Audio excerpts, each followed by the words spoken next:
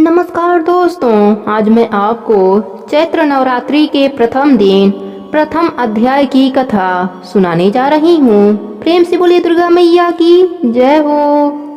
मार्कंडेय जी बोले, सूर्य के पुत्र सांवरी जो 8वें मनु कहे जाते हैं, उनकी उत्पत्ति कथा विस्तार पूर्वक कहता हूँ, सुनो। सूर्य कुमार महाभागशाली भगवती महामाया के अनुग्रह से जिस प्रकार मनवंतर के स्वामी हुए, वही प्रसंग सुनाता हूँ। पूर्व काल की बात है। स्वचित मनवंतर में सूरत नाम के एक राजा थे, जो चैत्र वंश में उत्पन्न हुए थे।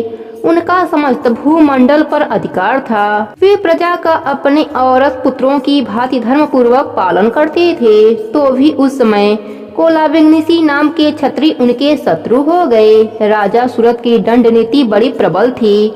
उनका शत्रुओं के साथ संग्राम हुआ। यद्यपि कोलाविंगनिसी संख्या में कम थे, तो भी राजा सूरत युद्ध में उनसे परास्त हो गए। तब वे युद्ध भूमि से अपने नगर को लौट आए और केवल अपने देश के राजा होकर रहने लगे। समूची पृथ्वी से अब उनका अधिकार जाता रहा, किंतु वहाँ भी उन प्रबल शत्रुओं ने उस समय महाभाग राजा सूरत पर आक्रमण कर दिया।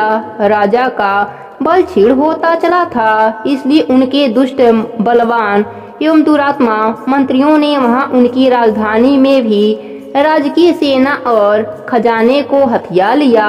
सूरत का प्रभुत्व नष्ट हो चुका था, इसलिए वे शिकार खेलने के बहाने घोड़े पर सवार हो वहां से अकेले ही एक घने जंगल में चले गए। वहां उन्होंने विप्र मेधा मुनि का आश्रम देखा, जहां कितने ही हिंसक जीव अपनी स्वाभाविक हिंसा वृत्ति छोड़कर परम शांत भाव से रहते थे। मुनि के बहुत से शिष्य उन वन की शोभा बढ़ा रहे थे।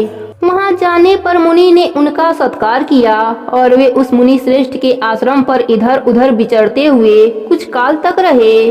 फिर ममता से आकृष्ट चित्र होकर वहां इस प्रकार चिंता करने लगे, पूर्व काल में मेरे पूर्वजों ने जिनका पालन किया था, वही नगर आज मुझसे रहित है। पता नहीं मेरे दुराचारी भृत्यगण उसकी धर्म पूर्वक रक्षा करते हैं या नहीं। जो सदा मद की वर्षा करने वाला और सूरवीर था, वह मेरा प्रधान हाथी अब शत्रुओं के अधीन होकर न जाने किस भोगों को भोगता होगा।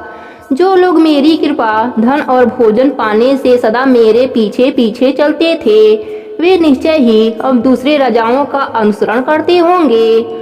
उन अपव्ययी लोगों के द्वारा सदा खर्च होते रहने के कारण अत्यंत कष्ट से जमा किया हुआ मेरा वह खजाना खाली हो जाएगा।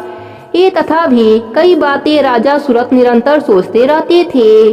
एक दिन उन्होंने वहां विप्र मेधा के आश्रम के निकट एक वैश्य को देखा और उससे पूछा, भाई तुम कौन हो?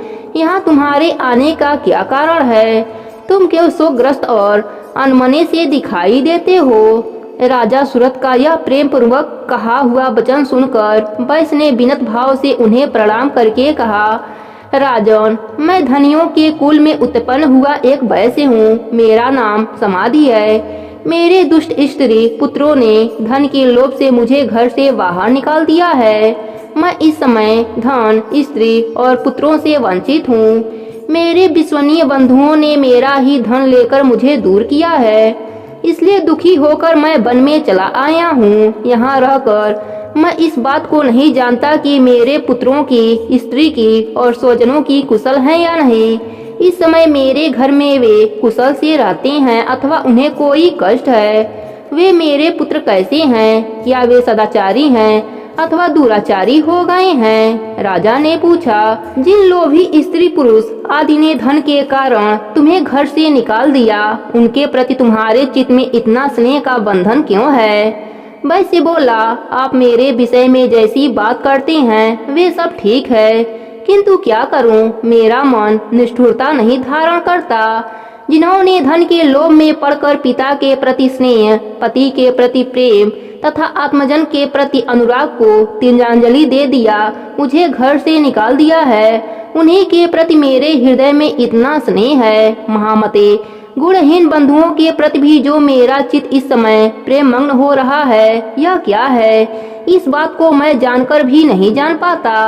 उनके लिए मैं लंबी सांसें ले रहा हूँ और मेरा हृदय अत्यंत दुखित हो रहा है। उन लोगों में प्रेम का सर्वथा अभाव है, तो भी उनके प्रति जो मेरा मन निष्ठुर नहीं हो पाता, इसके लिए क्या करूं? मार्कंडेय जी कहते हैं, ब्राह्मण तदंतर राजाओं में श्रेष्ठ सूरत और समाधि नामक वैश्य दोनों साथ साथ मेधा मुनि की सेवा में उपस्थित हुए और उनके साथ यथा योग्य न्याय अनुकूल विनय पूर्वक वर्ताव करके बैठे। तत्पश्चात वैश्य और राजा ने कुछ वार्तालाप आरंभ किया।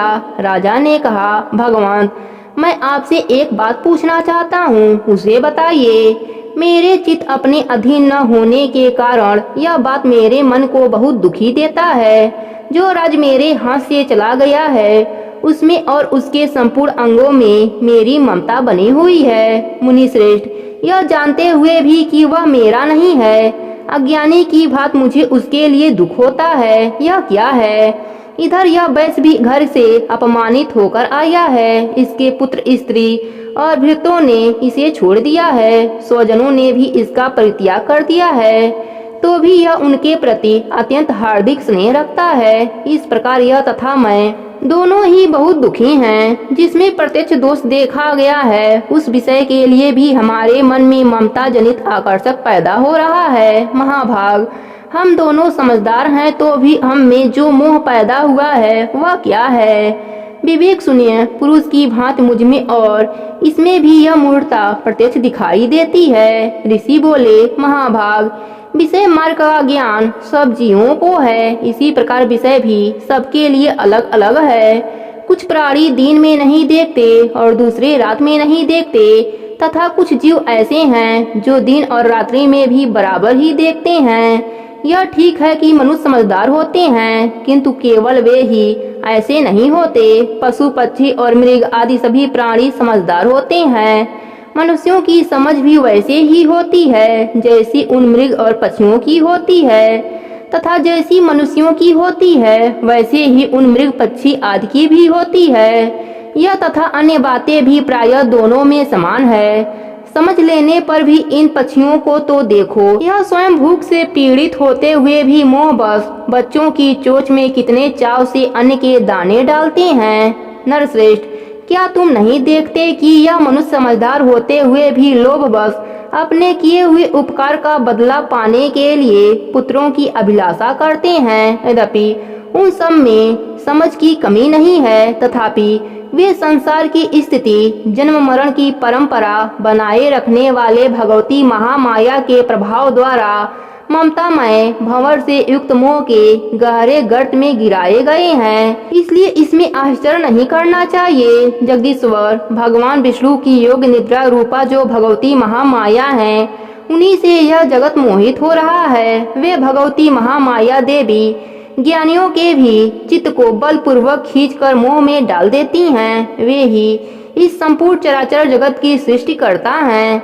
वे ही प्रसन्न होने पर मनुष्यों को मुक्ति के लिए वरदान देती हैं। वे ही पराविद्या, संसार बंधन और मोह की हेतुभूता सनातनी देवी तथा संपूर्ण ईश्वरों की अधीश्वरी हैं। राजा ने पूछा, भगवान, जिन्हें आप महामाया कहते हैं, वे देवी कौन हैं? ब्राह्मण, उनका अभिभाव कैसे हुआ तथा उनके चरित्र कौन सा है? ब्रह्मवेत्ताओं में श्रेष्ठ महर्षि उन देवी का जैसे प्रभाव हो, जैसा स्वरूप हो और जिस प्रकार प्रादुर्भाव हुआ हो, वह सब मैं आपके मुख से सुनना चाहता हूँ। ऋषि बोले, राजन, वास्तव में तो देवी नित्य स्वरूपा ही हैं। संपूर्ण जगत उन्हीं का रूप है तथा उन्होंने समस्त विश्व को व्याप्त कर रखा है, तथापि उनका प्रकट अनेक प्रकार से होता है। वह मुझसे सुनो, यद्यपि वे नित्य और अजन्मा हैं। जब देवताओं का कार्य सिद्ध करने के लिए प्रकट होती हैं, उस समय लोक में उत्पन्न हुई कहलाती हैं। कल्प के अंत में जब संपूर्ण जगत एकाड़ वन में निर्मग्न हो रहा था और सबके प्रभु भगवान विष्णु शेषनाग की सैया बिछाकर योग निद्रा का आश्रय ले सो रहे थे, उस समय उनके कानों के मैल से दो भयंकर असुर उत्पन्न हुए, जो मधु और कैटभ के नाम से विख्यात थे। वे दोनों ब्रह्मा जी का वध करने को तैयार हो गए। भगवान विष्णु के नाभि कमल में विराजमान प्रजापति ब्रह्मा ने जब उन दोनों भयानक असुरों को अपने पास आया और भगवान को सोया हुआ देखा, तब एकाग्रचित होकर उन्होंने भगवान विष्णु को जगाने के लिए उनके नेत्रों में निवास करने वाली योग निद्रा का अस्तमन आरंभ कर दिया, जो इस विश्व की अधीश्वरी, जगत को धारण करने वाली, संसार का पालन और संहार करने वाली तथा तेज स्वरूप भगवान विष्णु की अनुपम शक्ति हैं। उन्हीं भगवती निद्रा देवी की भगवान ब्रह्मा स्तुति करने लगे। ब्रह्मा जी ने कहा, देवी तुम ही स्वाहा, तुम ही स्वधा और तुम ही खड्गकार हो। स्वर भी तुम्हारे ही स्वरूप हैं। तुम ही जीवन दायिनी सुधा हो। नित्य अक्षर, प्रक्षर में आकार, उकार, मकार, इन 3 मात्राओं के रूप में तुम ही स्थिर हो तथा इन 3 मात्राओं के अतिरिक्त जो बिंदु रूप नित्य अर्धमात्रा है, जिसका विशेष रूप में उच्चारण नहीं किया जा सकता, वह भी तुम ही हो। देवी तुम ही संध्या, सावित्री तथा परम जननी हो। देवी तुम ही इस विश्व ब्रह्मांड को धारण करती हो। तुमसे ही इस जगत की सृष्टि होती है, तुम ही से इसका पालन होता है और सदा तुम ही कल्प के अंत में सबको अपना ग्रास बना लेती हो। जगजननी देवी, इस जगत की उत्पत्ति के समय तुम सृष्टि रूपा हो, पालन काल में स्थित रूपा हो तथा कल्प काल के समय संहार रूपा धारण करने वाली हो। तुम ही महाविद्या, महामाया, महावेधा, महास्मृता, महामोह रूपा, महादेवी और महासूरी हो। तुम ही तीनों गुणों को उत्पन्न करने वाली, सबकी प्रकृति को भयंकर कालरात्रि, महारात्रि और मोहरात्रि भी तुम ही हो। तुम ही श्री, तुम ही ईश्वरी, तुम ह्रीं और तुम ही बोध स्वरूपा बुद्धि हो। लज्जा, पुष्टि, तुष्टि, शांति और क्षमा भी तुम ही हो। थुप खड़ंग धारणी, शूल धारणी, घोर रूपा तथा गदा, चक्र, शंख और धनुष धारण करने वाली हो। बाण, भुसुंडी और परिध ये भी तुम्हारे अस्त्र हैं। तुम सौम्य और सौम्यंतर हो। इतना ही नहीं, जितने भी सौम्य एवं सुंदर पदार्थ हैं, उन सब की उपेक्षा तुम अत्यधिक सुंदरी हो। पर और अपर, सबसे परे रहने वाली परमेश्वरी तुम ही हो। सर्वस्वरूपे देवी, कहीं भी सत असत रूप जो कुछ वस्तुएं हैं और उन सब की जो शक्ति है, वह तुम ही हो। ऐसी अवस्था में तुम्हारी स्तुति क्या हो सकती है, जो इस जगत की सृष्टि, पालन और संहार करते हैं। उन भगवान को भी जब तुमने निद्रा के अधीन कर दिया है, तब तुम्हारी स्तुति करने में यहाँ कौन समर्थ हो सकता है। मुझको, भगवान शंकर को तथा भगवान विष्णु को भी तुमने ही शरीर धारण कराया है, अतः तुम्हारी स्तुति करने की शक्ति किसमें है। देवी तुम तो अपने इस उदार प्रभाव से ही प्रशंसित हो। यह जो दुष्ट, असुर, मधु और कैटभ हैं, इनको मोह में डाल दो और जगदीश्वर भगवान विष्णु को शीघ्र ही जगा दो। साथ ही इनके भीतर इन दोनों महान असुरों को मार डालने की बुद्धि उत्पन्न कर दो।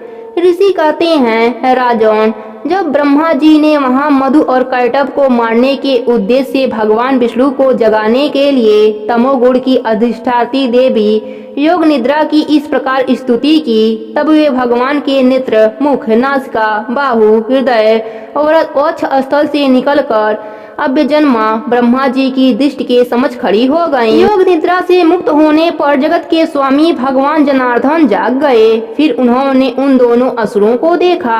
वे दुरात्मा मधु और कैटभ अत्यंत बलवान तथा प्रकर्मी थे और क्रोध से लाल आंखें किए ब्रह्मा जी को खा जाने के लिए उद्यत हो रहे थे।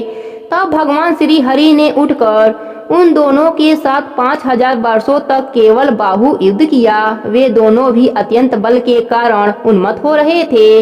इधर महामाया ने भी उन्हें मोह में डाल रखा था, इसलिए वे भगवान विष्णु से कहने लगे, हम तुम्हारी वीरता से संतुष्ट हैं, तुम हमसे कोई वर मांग लो। भगवान बोले, यदि तुम दोनों मुझ पर प्रसन्न हो तो अब मेरे हाथों से मारे जाओ, बस इतना सा मैं वर मांगता हूँ, यहाँ दूसरे किसी वर से क्या लेना।